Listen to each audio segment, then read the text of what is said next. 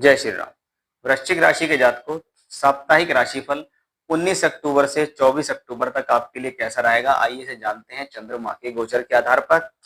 19 और 20 तारीख में चंद्र ग्रह आपकी राशि से 11वें घर में गोचर करेंगे, जहां पर शुक्र ग्रह भी रहेंगे और वो शुक्र ग्रह वहां नीच के होंगे। अब वो शुक्र ग्रह कौन है?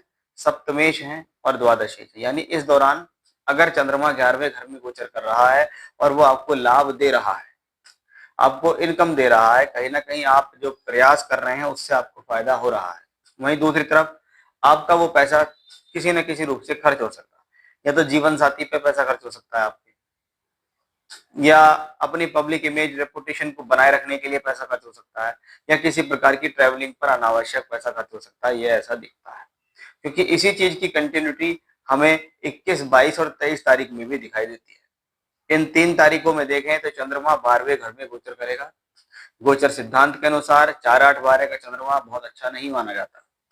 12वें घर में चंद्रमा सूर्य के साथ होगा, अमावस्या का योग बनेगा, यानी ये समय में स्ट्रेस रहने की संभावना रहेगी, चिंतन रहेगा, स्ट्रेस रहेगा, मानसिक चिंता, मानसिक प्रेशर आपके ऊपर बढ़ सकता है क्योंकि चंद्रमा आपके लिए भाग्येश है।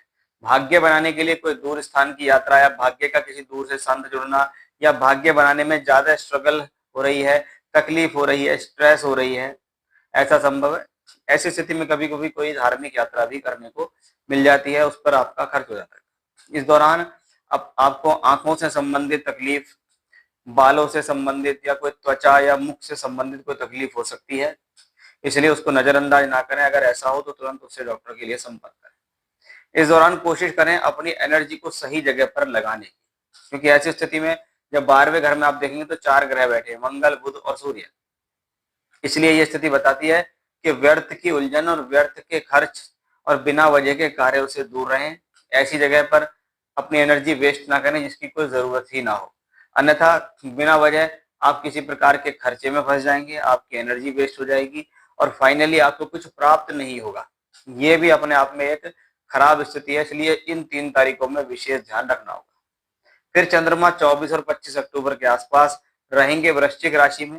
कहने को ये नीच के होंगे, लेकिन भाग्य का स्थान का मालिक आपकी राशि में, उस पर उच्च के गुरु की दृष्टि पड़ रही होगी। इसलिए ऐसी स्थिति में हम कहेंगे कि भाई उच्च का बृहस्पति चंद्रमा को देखकर भाग्य के लिए, धर्म के लिए, धन के लिए, हायर एजुकेशन के लिए, ट्रेवलिंग्स के लिए, फाइनेंस के लिए आपके लिए बेहतर है, भगवान की कृपा के लिए बेहतर है। जय श्री राम।